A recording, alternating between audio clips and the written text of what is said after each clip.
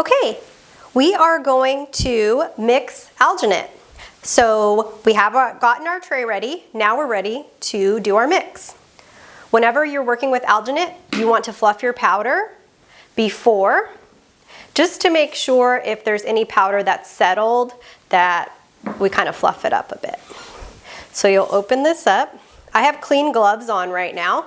You want to make sure that when you are working with alginate or using materials that are not one use or single patient use, that you always maintain proper infection control protocol. So I have clean gloves on. I'm going to go ahead and get my alginate. If we're taking maxillary impression or the upper impression, we're going to use 3 scoops of powder and 3 measures of water. For mandibular or lower, we would use 2 measures of water and 2 scoops of powder. So you'll pick up your powder and you can just slide the excess off the top.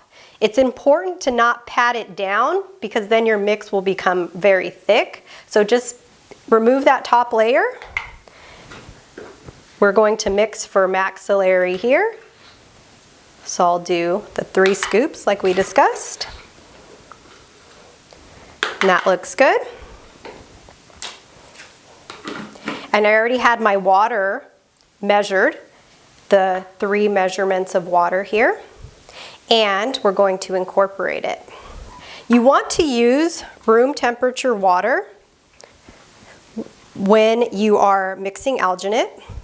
The temperature of the water will determine how quickly it sets up. If it's colder, it's going to set up slower. If it's warmer, it's going to set up a lot faster. When you're mixing, you want to make sure you incorporate everything, and then you can kind of just turn your bowl, smash the material, get it all nicely incorporated. So that looks pretty good. It's not too thin, it's not too thick. And I'll pick it all up with my spatula, and we're going to load our tray. So if we're loading our tray for maxillary, we'll load it from the back.